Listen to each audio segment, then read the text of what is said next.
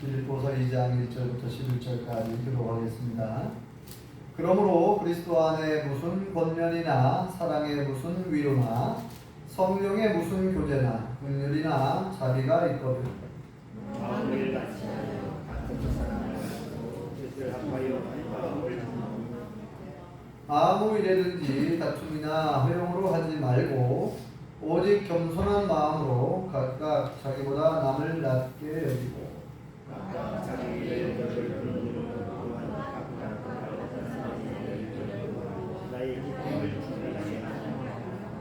너희 안에 이 마음을 품으라 곧 그리스도 예수의 마음이니 그는 근본 하나님의 본체시나 하나님과 동물임을 별것으로 여기지 아니하시니 오히려 자기를 비워 종의 형체를 가지사 사람들과 같이 두셨고 사람의 모양으로 나타나사 자기를 낮추시고 죽기까지 복종하셨으니 곧 십자가에 죽으시리라.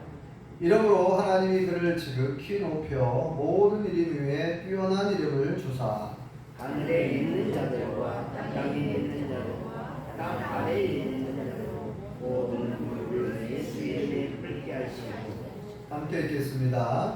모든 힘으로 예수 그리스도를 주라 시인하여 하나님 아버지께 영광을 돌리게 하셨느니라. 아멘. 할렐루야. 하나님의 크신 복이 함께 하신 줄 믿습니다. 우리 옆 사람과 앞뒤 사람과 인사 나누시겠습니다. 반갑습니다. 참 잘 나오셨습니다. 네, 반갑습니다. 네, 안정훈 집사님, 하선호 권사님 오랜만입니다. 반갑습니다. 네, 오늘은 사순절, 제가 몇 번째 주일이라고 적어놨죠? 사순절 네 번째 주일이라고 주변에 적어놨네요. 네 번째 주일. 사순절은 주변에도 써놨지만 고난을 상징하는 숫자가 40이죠. 이스라엘 백성들이 광야에서 몇 년간 고난을 겪었죠. 약 40년 동안. 또 예수님께서 요단강에서 세례를 받으신 후에 광야에 가셔서 며칠간 기도하셨죠. 40일간 금식 기도하셨죠. 그래서 40이라고 하는 숫자는 고난을 상징하는 숫자가 되었고요. 그래서 예수님께서 십자가에 못 박혀 돌아가시기까지 당하신 예수님의 고난을 기억하고 기념하는 그 절기를 사순절이라고 해요. 이 사순이라는 그 한자로 된 역사자의 순자는 열순, 열순. 우리 그 어르신들 그 70일이면은 뭔 잔치하죠? 나이가 70일이면 만 70일이면 칠순, 그죠? 칠순잔치, 칠순, 70. 그 순자는 열순자를 쓰죠. 10. 그래서 사순 그러면은 40. 사순절. 이 절자는 이제 마디절자, 명절할 때 그 절자죠. 절기절자. 그래서 사순절은 예수님께서 부활하시기 전날까지 40일을 사순절이라고 해요. 예수님의 고난을 기억하고 부활하시기 전까지 40일. 그런데 지난번에 말씀드렸듯이 예수님이 부활하시기 전까지 40일이라고 했지만 그 주간에 그 안에 주일이 끼잖아요. 그럼 그 주일은 또 빼요. 왜 그럴까요? 주일은 예수님이 부활하신 날이니까 그 주일을 또 빼요. 그렇게 해서 계산을 합니다. 이 주일을 우리가 지키게 된 것은 이제 나중에 안식일에서 주일로 바뀌잖아요. 하나님께 예배를 드리면서 주일로 바꾸는데 이 주일은 예수님이 부활하신 날을 기념하는 거예요. 특별히. 그래서 예수님이 부활하신 날을 우리가 주일로 지키고 있는데 그래서 40일이 정해졌고 아무튼 이렇게 이제 앞으로 4월 세 번째 주일이 부활 주일이거든요. 그래서 지금 앞으로 4번 부활주일 전 4주가 아직 오늘 포함해서 4주가 남았는데 매번 예수님의 고난에 관한 말씀을 드려야 되겠다 그런 마음이 생겨서 예수님의 고난에 관한 설교를 한 4번 하려고요. 오늘은 첫 번째 예수님의 초림. 예수님께서 2000년 전 이 땅에 오신 줄 믿습니다. 이 처음 오신 날을 초림 그러죠. 처음 조자 써서 처음 강림하신 예수님께서 오신 사건, 예수님의 생일 초림인데 사실은 예수님께서 이 땅에 오신 그 초림 사건이 사실은 큰 고통과 고난의 순간이었습니다. 물론 예수님의 전 세계가 고난의 연속이었다고 해도 과언이 아니죠. 예수님의 부활과 승천 빼고는 초림부터 예수님의 전 세계가 십자가에 돌아가시기까지 예수님은 고난의 삶을 살았다라고 해도 과언이 아닙니다. 지난번에도 말씀드렸지만 예수님의 초림이 왜 고난이냐? 사실 예수님이 이 땅에 오신 사건 자체는 하나님이 이 땅에 오신 사건이잖아요. 그죠? 그러면 하나님께서 이 땅에 오실 때는 특별한 목적과 계획이 있어서 오셨을 거예요. 하나님께서 사람의 몸을 입고 이 땅에 오신 분이 예수님이신 줄 믿습니다. 이거 성경에 계속 특별히 요한복음에서 많이 강조하죠. 그래서 하나님이 사람의 몸을 입고 오셨다. 이걸 세 글자로 뭐라고 그랬나 그랬어요? 세 글자로 성육신. 이 성자는 한자로 무슨 성자를 했어요? 거룩할 성자가 아니라고 했죠. 이룰 성자를 쓴다고 했죠. 이룰 성. 육신을 이루었다. 사람의 몸을 입고 오셨다. 사람이 되셨다는 거예요. 사람이 되셨다. 사람의 육신을 입고 오셨어요. 사람의 모양, 오늘 말씀에는 사람의 모양으로 나타나셨다. 사람의 몸을 입고 오셨고, 그죠? 종의 형체를 가지사 사람의 모양으로 나타나셨다. 이렇게 표현하고 있죠. 자, 잘 아는 말씀이지만 다시 한번 읽어보겠습니다. 그 부분을. 자, 6절부터 한번 읽어볼까요? 6절 시작.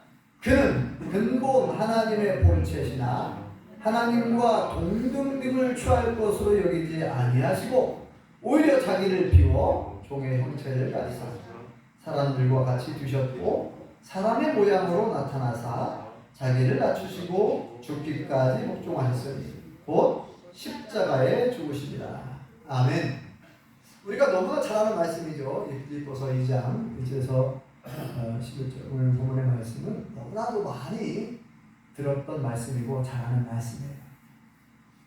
예수님이 이 땅에 오신 사건이 어떤 사건이냐? 바로 여호와 하나님께서 우리를 사랑하사 우리를 구원해 주시기 위해서 사람의 몸을 입고 이 땅에 오신 줄 믿습니다.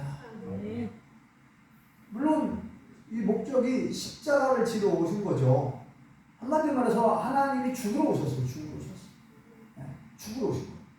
그런데 물론 어떤 특별한 목적이 있으셨고 우리 모든 사람을 사랑하셔서 하나님의 세상을 이처럼 사랑하사 하나님의 세상의 모든 사람들을 사랑하셔서 모든 사람의 죄를 씻어주시고 구원하시고 영생을 주시기 위해서 오신 거잖아요. 그래서 본래 목적은 정말 기쁜 마음으로 오셨을 거예요. 그렇지만 동시에 이 땅에 오신 것 사건 자체가 마냥 기쁘기만 한 건 아니죠. 왜냐하면 여기 말씀하고 있잖아요. 하나님의 예수님은 뭐라고 했어요? 그는 근본 하나님의 본체다. 본체. 하나님이셨다 그 말이에요. 원래 하나님이셨는데 이 하나님께서 하도 사람들이 이스라엘 사람들이 믿지가 않으니까 내가 너와 함께한다. 내가 너희를 이렇게 사랑했다. 아니 하나님 우리 언제 사랑했습니까? 하나님 눈에 안 보이니까 하나님 없다고 그러고 하나님 안 계신다고 그러고 하나님 우리를 사랑하지 않았다. 우리를 떠났다. 우리를 버렸다. 이렇게 생각하니까 이제는 하나님이 직접 볼 수 있는 모습으로 우리 눈으로 직접 가시적인 눈으로 볼 수 있는 모습으로 오시는 거예요, 이 땅에. 그래서 사람의 몸을 입고 오셔야 되는 거예요. 하나님께서 무슨 말이나 소처럼 와봐요. 이상하죠? 이상하죠. 사람은 하나님의 형상대로 창조됐으니 사람의 모양으로 와야 가장 이상하지 않은 거죠. 그래서 하나님은 사람의 몸을 입고 오셨다. 그랬어요. 오늘 말씀에. 그리고 종의 형체를 자기를 비웠다. 그러니까 하나님은 높은 보좌에 앉아 계신 분인데 그 모든 그 힘의 특권, 어떻게 보면 온 우주 공간, 모든 시간과 공간을 창조하신 하나님, 이 시간과 공간을 초월하여 계시는 하나님이고 가장 높으신 분이 그 하나님의 보좌를 포기하고 내버려 그냥 버릴 거예요. 그래서 비웠다. 마음을 우리가 비웠다는 말 쓰잖아요. 하나님이 갖고 계신 엄청난 특권을 내려놓으신 거예요. 시간과 공간을 초월하여 계시는 하나님이 시간과 공간의 제약을 받는 사람의 모습으로 오신 거예요. 네. 그럼 엄청난 낮아짐이죠. 네. 특히 겸손의 모습을 보여주셨고, 겸손의 극치라고 하죠. 여기 보면은 그 앞부분에 보면은 겸손한 마음을 가질 것을 얘기하잖아요. 겸손한 마음. 3절 한번 읽어볼까요? 3절 시작. 아무 일에든지 다툼이나 허용으로 하지 말고 오직 겸손한 마음으로 각각 자기보다 남을 낮게 여기고. 네. 겸손한 마음으로 다른 사람을 더 훌륭하게 여기다, 이런 말씀을 해요. 그러면서 5절을 보면 우리에게 이렇게 권면하고 있죠. 5절을 읽어볼까요? 시작. 너희 안에 이 마음을 품으라. 곧 그리스도 예수의 마음이니. 모든 우리 믿는 자들에게 주시는 말씀이에요. 너희 안에 이 마음을 품으라. 어떤 마음을 품어야 된다고요? 예수님의 마음을 품어야 된대요. 근데 예수님의 마음이 뭐라고 했어요? 나는 마음이 온유하고 겸손하니 나의 멍에를 메고 내게 와서 배워라. 마태복음 11장 28절에 수고하고 무거운 짐진 자들아 다 내게로 내가 쉬게 하리라. 그래서 나는 마음이 온유하고 겸손하니, 예수님이 직접 자신의 마음을 이렇게 표현했어요. 나는 마음이 온유하고 겸손하니. 예수님의 마음의 대표적인 특징은 뭐는? 겸손하고 온유한 거예요. 사랑의 마음이죠. 겸손과 온유. 예수님은 이 땅에 오시면서 그 겸손의 극치, 겸손의 본을 이미 미리 보여주신 줄 믿습니다. 그 높은 하나님의 보좌를 포기하고 낮고 낮은 사람의 모습을 가지고, 그것도 천하게 여겼던, 그 당시에 유대인들이 천하게 여겼던 마국간, 소를 키우고 말을 키우는 그 마국간에서 탄생한 동방박사들이 별을 따라오잖아요. 유대인의 왕이 태어나는 걸 알았어요. 그래서 동방박사들이 맨 처음 찾아가는 곳이 어디입니까? 헤롯 궁전에 찾아갑니다. 왕국. 유대인의 왕이 유대인의 왕으로 태어나신 이가 어디 계십니까? 왕은, 자, 새로운 왕이 탄생할 때, 왕자가 탄생할 때 당연히 왕궁에 있을 거라고 생각하죠. 그죠? 왕궁에 유대인의 왕으로 태어나신 분이 당연히 왕궁에 계실 거라고 생각했던 거예요. 그래서 이제 헤롯 궁전으로 찾아간 거예요, 동방박사들이. 근데 예수님은 어디에서 태어나셨어요? 자, 옛 땅 베들레헴, 아주 작은 동네 베들레헴 마국간에서 탄생하십니다. 왜요? 예수님이 태어나실 장소가 없으셨을까요? 그렇게 얼마든지 왕궁에서 태어나실 수도 있어요. 전능하신 하나님께서 그 못하시겠습니까? 그런데 처음부터 예수님은 낮고 천한 그 마국간에서 탄생하시고, 그래서 아주 겸손의 극치를 보여주셨는데, 사실 이 겸손이라는 것이 쉬운 것 같지만 너무너무 어려운 거예요. 겸손이 고난입니다. 겸손은 고통이에요. 예수님의 겸손은 그러니까 하나님이 사람의 모양을, 사람의 몸을 입고 오셨다. 이것이 그렇게 쉽게 피부로, 온몸으로 느껴지지를 않아요, 저는. 그냥, 어려웠겠다, 힘들었겠다, 그냥 그 정도예요. 그래서 제가 계속 묵상을 해봤어요. 상상을 해봤어요. 과연 이것이 얼마나 큰 고통일까? 시간과 공간을 초월하여 계시는 하나님이 시간과 공간의 제한을 받는 사람의 모습으로 오셨다는 것이 이게 얼마나 큰 사건인가, 얼마나 큰 고통이고 고난인가를 제가 상상해봤어요. 상상을 많이 해봤는데 아직 그렇게 크게 와닿지는 않았지만 이제 그냥 그래도 제가 상상할 수 있는 선에서 한번 상상을 해봤어요. 그러면 내가 낮아지는 것을 한번 생각해봤어요. 내가 낮아진다. 뭐 어떻게 하면 낮아지는 걸까? 내가 개미로 태어나면 내가 개미의 모습을 입고 개미가 살고 있는 그 개미 물속에서 살아간다면 어떨까?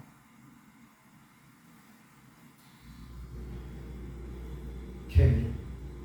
야, 그러면 정말 굉장히 답답할 것 같아.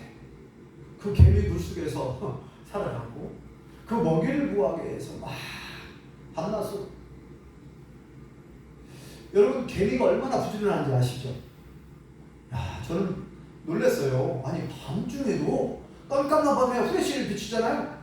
밤에도 막 돌아다녀요. 개미가 먹이를 찾아요. 보셨어요? 밤에도 막 돌아다니는 거? 낮에만 열심히 다니는 게 아니라 개미가 얼마나 열심히 부지런한지 밤에도 막 다니더라고요. 후레쉬 켜고 이렇게 보면 개미들이. 뭐 꿀벌은 얼마나 바빠요 또. 꿀벌은 밤에 돌아다니는 않지만 꿀벌이 얼마나 그 꿀을 모으기 위해서 정말 꿀벌들이 얼마나 열심히 다니는지. 그런데 이것보다 더 낮아진 것, 내가 더 낮아질 수 있는 건 뭘까? 사람들이 징그러워하는, 싫어하는, 만약에 내가 쥐로 쥐의 모습을 가지고 만약에 태어났다. 내가 쥐. 여러분 쥐 좋아하세요? 쥐를 좋아하는 사람은 거의 없더라고요. 쥐는 막 시궁창 같은 데 다니고 지저분한 데 막 다니고 그러잖아요. 그래서 막 무슨 병도 옮긴다고 그러고. 이 쥐는 또 고양이가 너무 무서워가지고 고양이를 피해 도망다닙니다. 언제 고양이를 잡혀서 죽을 줄 몰라요. 그러니까 예수님의 세계를 보면 예수님도 어떻게 보면 쥐처럼 그 고양이들이, 살만한 고양이들이 막 예수님을 죽이려고 그러잖아요. 그죠? 막 대제사장들, 서기관들, 바리새인들, 감시원들 붙여가지고 첩보원들 붙여가지고 막 흠을 찾고 예수님이 어떤 함정에 빠뜨릴까 막 계속 어떻게 하면 예수님을 잡아 죽일까 막 하였거든요. 그리고 어떤 때는 예수님이 사실 피했어요. 오히려 충고를 피하고 그들을 피해 다니기도 하고 도망 다니기도 했어요. 다시 성경에 보면. 그래서 쥐가 생각이 나더라고요. 지금 그 시궁창 같은 곳에서 살고 정말 예수님은 하나님의 보호자예요. 하나님이셨는데 정말 그 낮고 천한 모습으로 오셔가지고 사실 제자들이 그렇게 막 훌륭하고 많이 배우고, 아니 제자들이 그런 사람 거의 없잖아요. 다 그 당시에 천하게 여겼던 어부출신들이 대부분이었고 가난하게 살고, 그런 제자들하고 3년 동안 동고동락하면서 많은, 그래서 심지어 예수님 이런 말씀 하셨잖아요. 여우도 굴이 있고 공중에 날아다니는 새도 보금자리가 있는데 인자는 머리 둘 곳이 없다. 이런 표현도 썼어요. 사실은 예수님은 온 우주 만물을 창조하신 하나님이시고 모든 것 주인이시고, 모든 주인이에요. 모든 걸 다 만물을 운행하실 수 있는 분이고 모든 걸 다 하실 수 있는 분이에요. 그런데 사람의 몸을 입고 오셔가지고 때로 드시지 못해가지고 배가 고파 시장하셨다 그랬고, 너무 열심히 살아 피곤해가지고 배 밑에서 풀풀 잠을 주무시기도 하셨고, 가시가 찔리면 아프신 분이고요. 모든 인간의 오감을 다 느끼는, 인성과 신성을 동시에 가지고 계신 분이죠, 예수님. 그래서 이 힘든가? 예수님은요 여러 번 그런 말씀하셨어요. 어린아이와 같이 자기를 낮추지 않으면 깨닫고 천국으로 들어간다. 그런 말씀하셨죠 여러분. 네. 어린아이와 같이 자기를 낮추지 않으면 천국에 못 들어간다. 이 겸손이 얼마나 중요한가. 그런데 이 겸손이 쉽지 않다는 거예요. 왜요? 겸손하려면 자기가 가지고 있는 그 권위, 자기가 누리고 있는 그 모든 것들을 내려놔야 되거든요. 예수님은 엄청난 그 특권, 신의 특권, 네? 그 특권들을 내려놨거든요. 얼마나 자존심이 상한 일을 많이 겪었어요. 예수님 자존심. 네? 얼마나 자존심이 상합니까? 아니 신께서 여호와 하나님이 사람의 모습으로 내려온다는 것이 그것이 얼마나 자존심이 상하는 거예요. 어떻게 막 사람들에게 무시가 나. 정말 어려운 일이죠. 정말 겸손은 힘들다. 이 유튜브 방송국에 뉴스 방송국이 하나 있는데 어느 뉴스 방송국인데 그 방송국의 사장이 공장장이라고 하는데 그 사람은 항상 그 표어처럼 미치는 말이 있어요. 겸손은 힘들다. 매일같이 뉴스를 시작하기 전에 겸손은 힘들다. 이 말을 해요. 이 표어처럼 하고 던지거든요. 그럼 가만히 생각해보면 진짜 겸손은 참 힘들구나. 겸손은 정말 힘들구나. 정말 예수님의 겸손은 얼마나 힘들었을까. 예수님이 나다리시기까지 얼마나 고통스럽고 얼마나 큰 고난이었을까 를 생각을 해봅니다. 그래서 예수님께서는 뭐라고 말씀하셨어요? 우리에게는 겸손하라는 거예요. 그렇죠? 오늘 말씀에 너희 안에 이 마음을 품으라. 그리고 아까 얘기한 것처럼 어린아이와 같이 자기를 낮추지 않으면 천국 못 들어간다 이런 말씀도 하셨고, 그죠? 제자들에게 끊임없이 또 때로 예수님이 뭐예요? 십자가 지시기 전날 밤에 제자들의 발을 다 씻겨주시죠. 그 당시에 유대인들의 사회에서 손님들의 발을 씻어주는 것은 누가 했어요? 종이나 노예가 하는 일이에요. 이스라엘 나라는 좀 이렇게 광야가 많고 나라가 더운 날씨잖아요. 그래서 이제 슬리퍼를 이제 주로 신고 다녔다고 그러고, 그래서 이제 손님들이 오면 항상 그 집에 종이나 노예가 대야에다 물을 떠와요. 물을 떠와가지고 손님들의 발을 씻겨줬습니다. 누가 하는 일이라고요? 그 집에 노예가 하는 일이에요. 근데 예수님께서 스승 되시는 예수님께서 주와 선생님이 되시는 예수님께서 갑자기 물을 떠와가지고 제자들의 발을 막 씻겨주는 거예요. 아이고 선생님, 주님, 저희들이 예수님 발을 씻어야 되는데 어떻게 선생님께서 우리 발을 씻습니까? 그러지 마시라고 막 그러잖아요. 베드로가. 그러니까 가만 돌아, 이것은 내가 다 뜻이 있어서 하는 거다. 그래서 일단은 다 씻어줘요. 다 씻어준 다음에 하시는 말씀이 뭐라고 말씀하셨어요? 너희가 나를 주와 선생이라고 부르지 않느냐? 내가 주와 선생이 되어서 이렇게 종처럼 너희의 발을 씻겨준 것은 너희들도 이와 같이 하라고 본을 보인 것이다. 그러니까 예수님께서 종처럼 노예처럼 맞아져서 제자들을 섬겨준 것처럼 겸손하게 섬겨준 것처럼 너희들도 그렇게 하라는 거예요.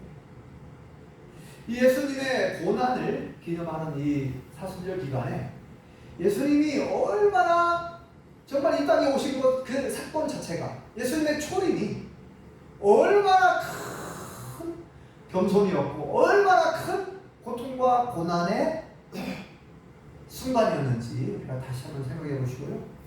예수님은 겸손의 본을 보여주셨어요. 그리고 오늘 마지막 부분에 보면 뭐라고 말씀하냐면, 그렇게 겸손하게 본을 보이셨고 겸손히 하나님의 말씀에 복종하여 십자가를 진 이후에 하나님께서 모든 일 위에 뛰어난 이름을 주셨다 그랬어요. 예수님에게 다시 예수님을 높여주시죠. 모든 사람이 예수님 앞에 무릎을 꿇게 되고 예수님은 다시금 하나님께서 높여주신 줄 믿습니다. 자, 그 부분을 한번 읽어볼까요? 자, 9절부터 읽어보겠습니다. 시작.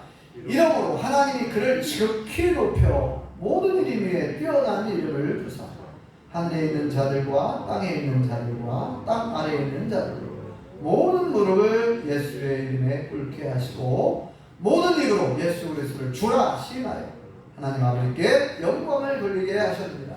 아멘. 예수님께서는 성경에 여러 번 말씀하셨어요. 낮아지라는 거예요. 겸손하라는 거예요. 낮아지고자 하는 자는 높아질 것이다. 높아지고자 하는 자는 낮아질 것이다. 너희 중에 으뜸이 되고 싶은 사람이 있느냐?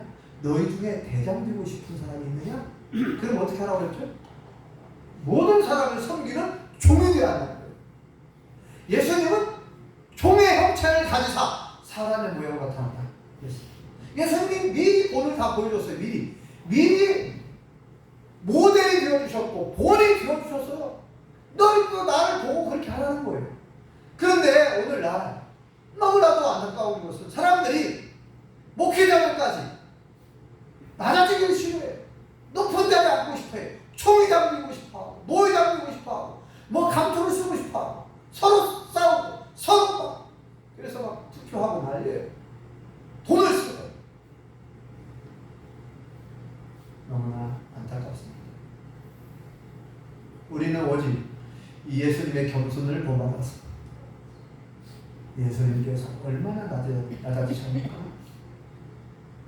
하나님이 사람의 모습을 입고 오신 엄청난 겸손입니다. 자존심? 그거 다 버리셨잖아요. 자존심이 뭐예요? 예수님 교만? 예수님과 너무 먼 거죠? 자기 욕심? 이기심? 시기 질투? 이런 거 예수님과 아무 관계가 없는 거예요. 저와 우리 모든 성도님들은 이 사순절 기간 동안에 다시 한번 오늘 말씀을 통해서 예수님이 얼마나 겸손하십니까? 이 예수님의 겸손한 마음, 오묘한 마음을 본받고 이 땅에 살아가지만 우리도 예수님처럼 더 겸손히 말씀에 순종하고 섬기는 삶을 살아갈 수 있기를 예수님의 축원합니다. 기도하겠습니다. 여호와 하나님, 사순절 기간 예수님의 고난을 생각해 보았습니다. 예수님께서 2000년 전 처음 이 땅에 오실 때 시간과 공간을 초월하여 계시는 여호와 하나님께서 시간과 공간의 제약을 받고 살아가는 낮고 천한 사람의 모습으로 오셔서 십자가에 죽기까지 복종해 하심으로 우리를 구원해 주시고 우리에게 영생을 주신 것을 감사합니다. 여호와 하나님께서 종의 형체를 입고 오셨고 종처럼 노예처럼 제자들의 발을 씻겨 주시면서 본을 보여주신 것처럼 우리도 오늘 말씀처럼 우리 안에 예수님 마음을 품고 겸손한 마음과 온유한 마음을 품고 예수님의 사랑을 품고 섬기는 삶을 살아갈 수 있게 도와주시옵소서. 예수님의 이름으로 기도합니다. 아멘.